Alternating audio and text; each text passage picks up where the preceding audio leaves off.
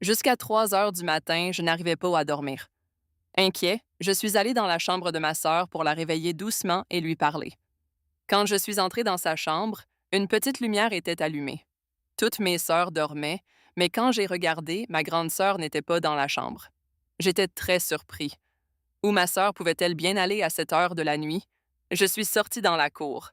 Notre salle de bain se trouve dans la cour. Je me suis approché de la salle de bain et j'ai entendu de légers chuchotements. En écoutant de près, j'ai reconnu la voix de ma sœur qui disait à quelqu'un: Dépêche-toi, sinon quelqu'un va arriver. Et un homme répondait: Il est 3 heures du matin. Qui va venir à cette heure? Ne t'inquiète pas, laisse-moi faire tranquillement. J'ai cherché un trou dans la salle de bain pour voir ce qui se passait à l'intérieur. Quand j'ai regardé par la lucarne, je les ai vus en train de se donner du plaisir l'un à l'autre. Ce garçon était de notre quartier. J'étais très en colère, bouleversée, je ne savais pas quoi faire. Puis, une idée m'est devenue. Je suis revenue à la porte principale de la salle de bain et j'ai dit doucement: Kinza, je sais que tu es à l'intérieur et qu'il y a quelqu'un d'autre avec toi, et je sais aussi ce que vous faites. Vous feriez mieux d'ouvrir la porte doucement, sans faire de bruit, pour que personne dans la maison ne se réveille. De l'intérieur, la voix de ma grande sœur a dit: Mon frère, tu te trompes, je suis dans la salle de bain, pourquoi es-tu venu? Va-t'en. J'ai répondu: Non, pas besoin de mentir, j'ai tout vu. N'est-ce pas, tu t'amusais avec ce garçon. Tu ferais mieux d'ouvrir la porte, sinon je vais réveiller maman et papa tout de suite. Kinsa a dit: D'accord, mon frère, ne réveille personne. J'ouvre la porte. Elle a ouvert doucement la porte. Le garçon, Taimour, a essayé de s'enfuir. Je lui ai dit: Attention, Taimour, ne bouge pas d'ici. Je l'ai arrêté, ainsi que ma sœur. Puis j'ai fait semblant de me fâcher contre ma sœur. En fait, je la soupçonnais déjà d'être impliquée dans ce genre de choses, mais aujourd'hui je l'avais prise en flagrant délit. Elle ne pouvait pas nier. Je lui ai demandé: Depuis combien de temps ça dure entre vous deux? Et j'ai ajouté: Tu disais toujours que tu aimais ton mari et que pour cette raison tu ne pouvais pas te remarier, mais ça, tu le fais avec beaucoup de plaisir. Ma sœur s'est mise à me supplier: Youssef, tout est arrivé par hasard, ce n'est pas ma faute. Pardonne-moi et va-t'en. J'ai dit: Non, aujourd'hui tu m'es tombé dans les mains. Je ne te laisserai pas partir si facilement. Elle a dit: Youssef, qu'est-ce que tu veux? Au nom de Dieu, laisse-moi partir. Si maman et papa apprennent que j'étais avec Taimour, ils vont me tuer. S'il te plaît, ne me fais pas cette injustice. Couvre-moi. J'ai dit: Bon, chasse ce Taimour. Je veux te parler seul à seul. Taimour était déjà très effrayé. Dès qu'il a entendu cela, il s'est enfui sans même m'écouter. Puis j'ai pris ma sœur par la main. Je lui ai dit: Ce que tu faisais avec lui, fais-le aussi avec moi, dans la salle de bain. Elle a dit: Non, mon frère, je ne le ferai pas avec toi. J'ai répondu: Tu dois le faire, sinon je réveille maman et papa. Ma grande sœur a dit: Youssef, aie honte. Je suis ta grande sœur. Tu es plus jeune que moi. J'ai dit: Ça n'a pas d'importance. En ce moment, je suis très, très énervée. De toute façon, j'avais besoin de toi. J'étais venue te réveiller. Heureusement que je t'ai trouvé dans cette situation. Maintenant, je ne repars pas sans m'être donné du plaisir. Je l'ai prise par la main et je l'ai emmenée dans la salle de bain. Elle a dit: Attends, écoute-moi d'abord. J'ai dit: Prends ma main. Ensuite, on parlera. Elle a dit: Non, d'abord une condition de ma part. Ensuite, je te donnerai tout le plaisir que tu veux. J'ai dit: D'accord, parle vite. Elle a dit: Pas maintenant, je te le dirai demain. J'ai dit: Non, Kinsa, ne me fais pas cette injustice, la nuit ne va pas passer. Elle a dit: Promis, juré, demain je te donnerai certainement du plaisir, mais d'abord écoute ma condition. J'ai beaucoup insisté, mais elle n'a pas accepté. Finalement, je suis retournée me coucher. Je n'ai pas dormi pendant longtemps, je suis restée éveillée à penser à ma grande sœur depuis quand elle était avec Taimour, et Dieu sait avec combien d'autres elle a été. La chose dont j'avais peur se produisait dans ma propre maison. J'avais toujours craint que mes sœurs ou ma mère ne succombent à la tentation avec quelqu'un. À la fin, c'est arrivé. Bref, je me suis finalement endormie. Aujourd'hui, je me suis réveillée à 8 heures du matin. Je suis sortie, ma mère avait déjà préparé le petit déjeuner. Elle m'a dit: Youssef, aujourd'hui tu as mis beaucoup de temps à te réveiller. J'ai dit: Oui, maman, je venais juste de m'endormir. Maman a dit: Bon, Prends ton petit déjeuner rapidement et va au magasin. Même ma mère me semblait très belle, mais je pensais toujours à comment lui parler. J'attendais le bonjour pour être avec elle. Bref, j'ai pris mon petit déjeuner. Après le petit déjeuner, je suis allée dans la chambre de mes sœurs. Quand je suis entrée, ma grande sœur donnait à manger à son petit-fils et elle souriait en me regardant. Je lui ai demandé: Alors, quelle est ta condition? Elle a dit: Mon frère, aujourd'hui à midi, quand tu viendras manger, je te dirai quelle est ma condition. J'ai dit: D'accord. Puis je suis retournée à mon magasin. Quand je suis arrivée, mon assistant avait déjà ouvert et tout nettoyé. J'étais là depuis peu quand est venue la fille dont je vous ai parlé, celle de mon village dont je suis amoureux. Elle s'appelle Alia, et elle est la plus belle du quartier. Sous prétexte d'acheter quelque chose, elle est venue à mon magasin. Elle m'a dit: Youssef, je dois te parler d'une chose importante. As-tu un téléphone? Donne-le-moi pour que je puisse te parler tranquillement, car au magasin, je ne peux pas. J'avais un téléphone à touche, je le lui ai donné. Je lui ai dit: Va à la maison. Puis, de chez elle, elle m'a appelé. Elle m'a dit: Youssef, tu me manques beaucoup. Essaie de venir me voir. Je pense à toi toute la nuit. J'ai répondu: Toi aussi, tu me manques beaucoup, mais c'est un village. Il n'y a pas d'hôtel ni d'endroit où se rencontrer. Alia a dit: J'ai une idée, si elle te plaît. J'ai dit: Quoi? Explique. Elle a dit: Derrière chez moi, il y a un champ de coton. Si quelqu'un s'assoit dedans, personne ne le voit. Si tu veux, je viendrai ce soir. Viens-y aussi. Comme ça, nous pourrons nous rencontrer tranquillement. Mon cœur voulait la rencontrer, car elle était très belle. Mais j'avais peur que si on me découvrait avec Alia, les gens du village ne m'épargneraient pas.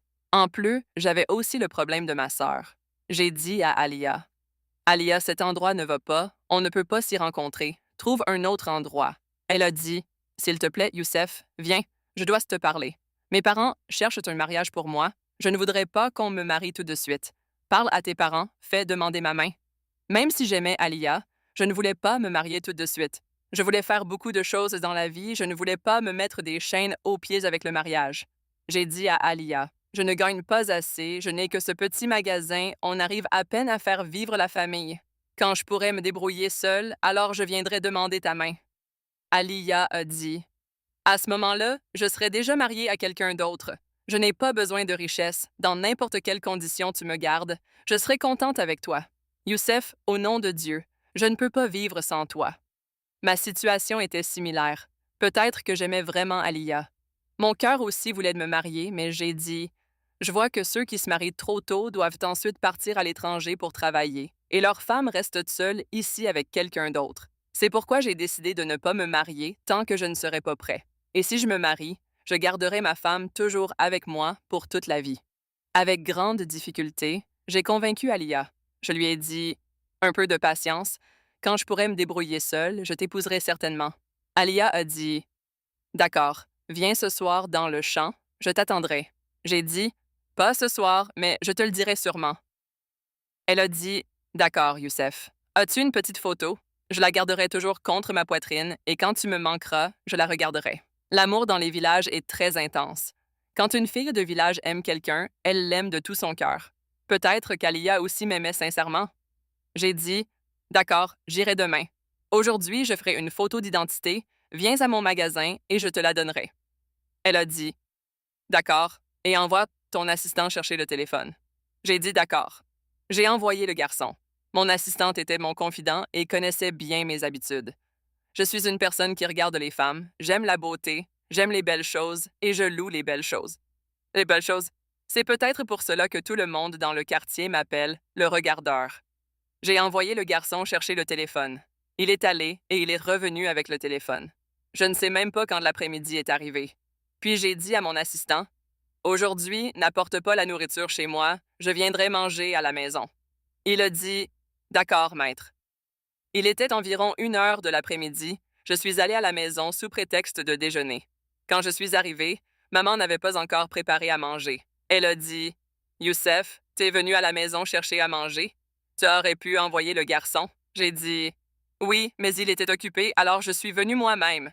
Elle a dit: La nourriture n'est pas encore prête, assieds-toi. Je suis allée dans la chambre de ma sœur. Mes 2 petites sœurs étaient allées chez quelqu'un. Elles n'étaient pas là. Ma grande sœur était assise seule. Je lui ai demandé: Alors, quelle est ta condition? Tu ne me l'as pas encore dit. Elle a dit, mon frère, j'aime un garçon. J'ai dit, oui, je sais. C'est Taimour? Elle a dit, non, pas Taimour. C'est un autre, il n'est pas de notre village. J'ai dit, Kinsa, pourquoi étais-tu avec Taimour si tu ne l'aimes pas?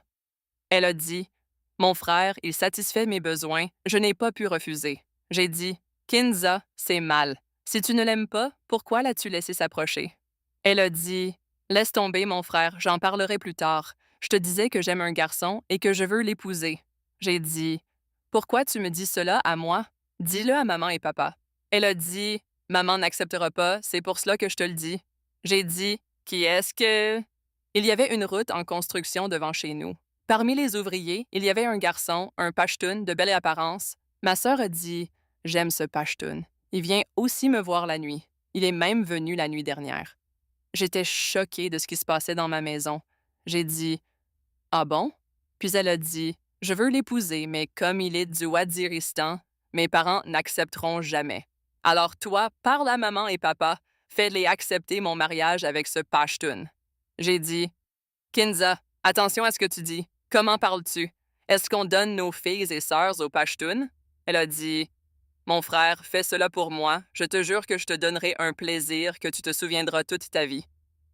À la façon dont elle a parlé, je n'ai pas pu refuser. J'ai dit, d'accord, j'en parle. Elle a dit, non, mon frère, parle-leur d'abord, ensuite je ferai ce que tu veux. J'ai dit, non, Kinza. Au nom de Dieu, cette chose est très difficile, il faut du temps. S'il te plaît, donne-moi du plaisir cette nuit.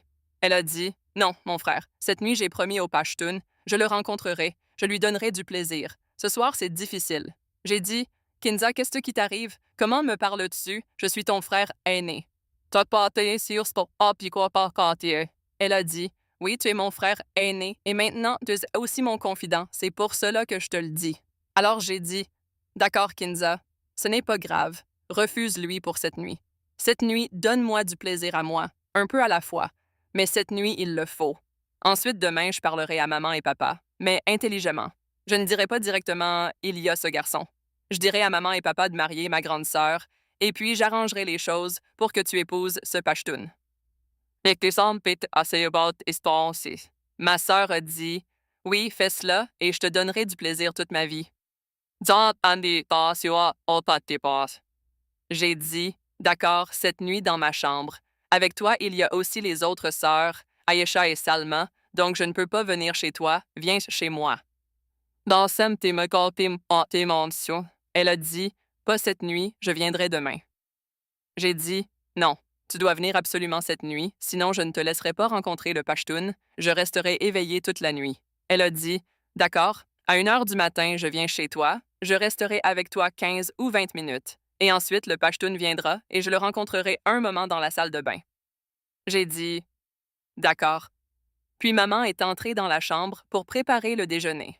Amis, pour voir le prochain épisode de cette histoire, abonnez-vous à cette chaîne et cliquez sur l'icône de la cloche afin de recevoir les nouveaux épisodes le plus rapidement possible.